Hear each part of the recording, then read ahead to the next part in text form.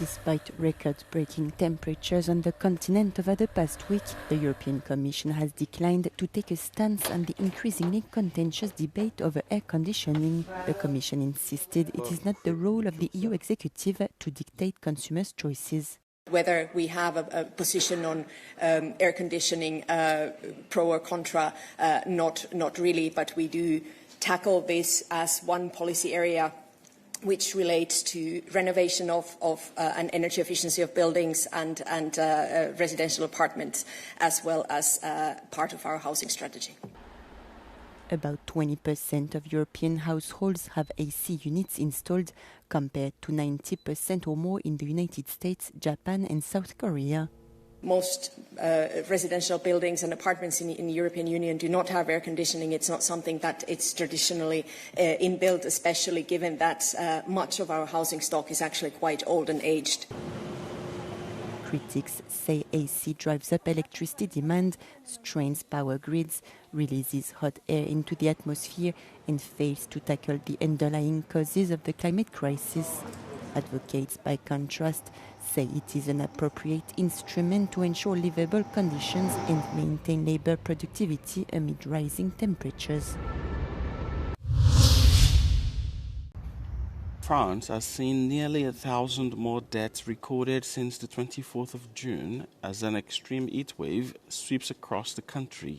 Funeral services say they are struggling to cope with the spike in mortality that they've seen over the past 10 days. Nous, on a à peu près une quinzaine de décès en tant que PME. Nous ne faisons pas en fait 15 familles en 2 jours. C'est pas possible en fait. En général, on est sur 3-4 familles.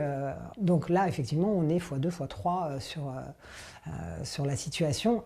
Et en fait, c'est surtout qu'on ne peut pas répondre immédiatement en fait aux demandes des familles, puisque on ne sait pas en fait où emmener les défunts. According to Santé Publique France, the death toll is likely to be revised upward as some death certificates, particularly those for people who died at home or in nursing homes, have not been submitted electronically.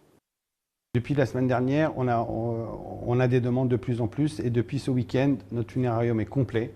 On n'a plus aucune seule place, et c'est dû à la canicule. Nous avons proposé aux autorités de mettre ce qu'on appelle des containers frigorifiques devant notre funérarium. On est en attente de leur accord. In Paris, City Hall has announced the installation of 2 temporary storage units for bodies in municipal morgues, each with a capacity of 20 bodies.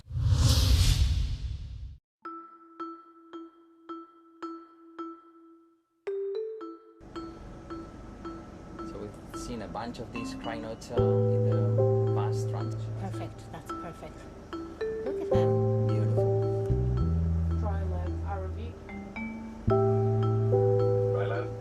Very many of the species are long-lived and don't produce very many offspring.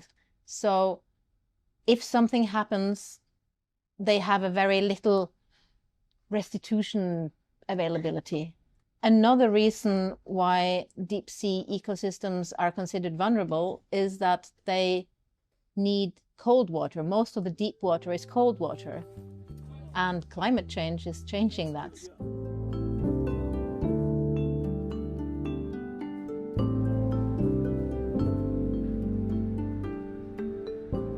Very many of the species in the deep sea are small invertebrate species, so not having an internal skeleton.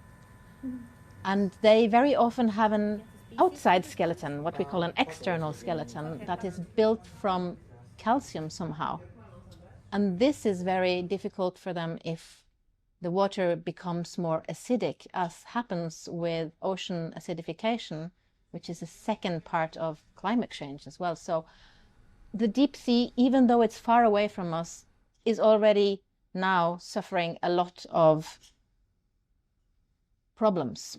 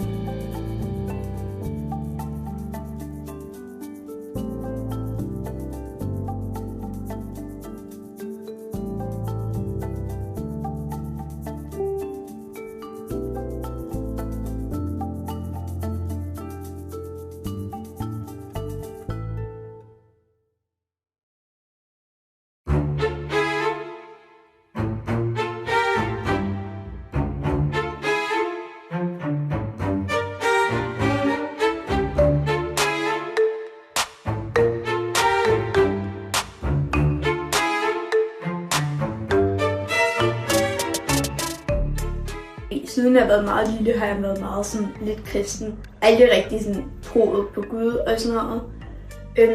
Så mine forældre, de var sådan, humanistisk konfirmation, det lyder meget som dig. Du er ikke kristen, du går stadig igennem forløb og lærer nogle nye ting. Og så sagde jeg, det lyder da bare helt vildt fedt.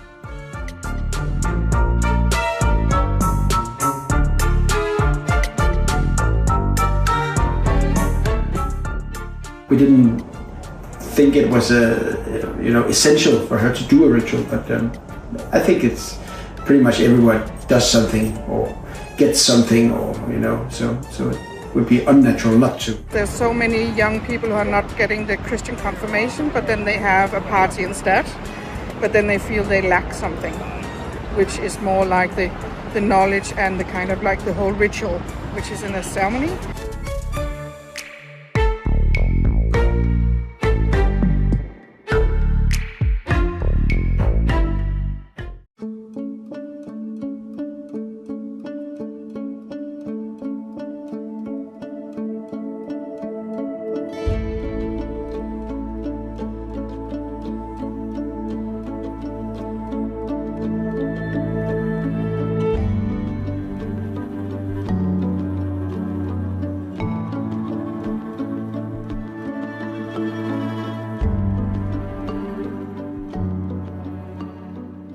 It's a first exhibition to historically and critically trace her journey and her ascendant to this status of icon, which is a phenomenon which we all now know as Frida Mania.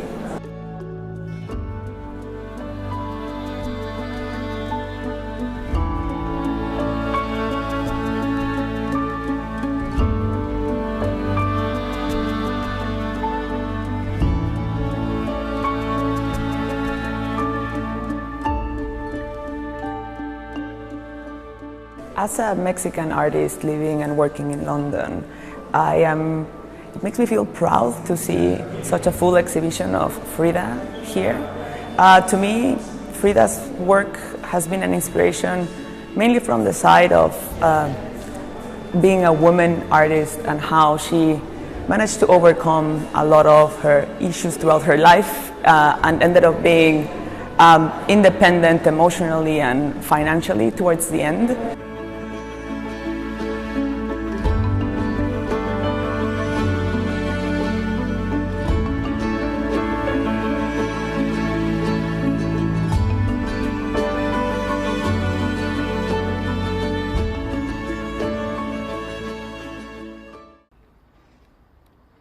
At the moment, it just looks like a large open space.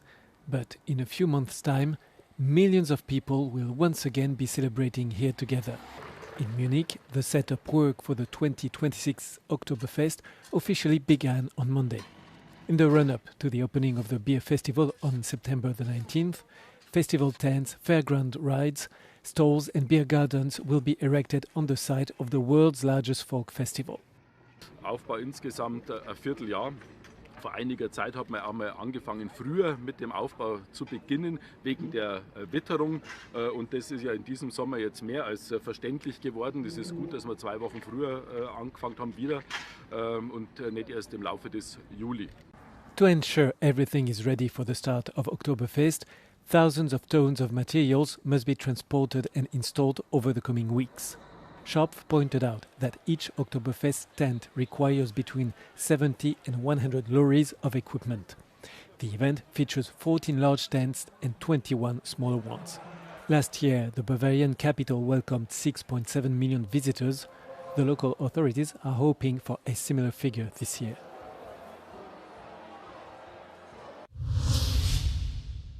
British American Tobacco, BAT, the London-listed maker of Lucky Strike and Dunhill, said on Monday that it will cut 5,500 jobs worldwide.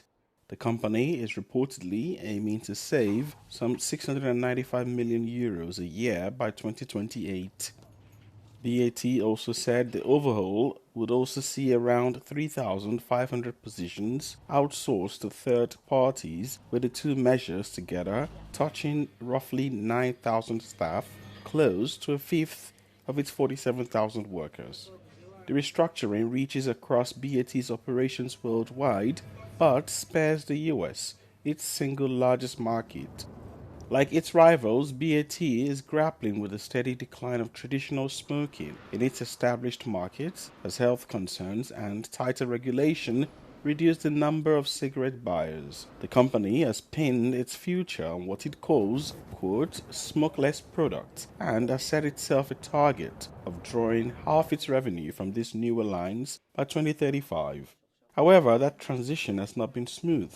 Earlier this year, BAT said it was planning savings to make it, quote, more digital and AI-focused.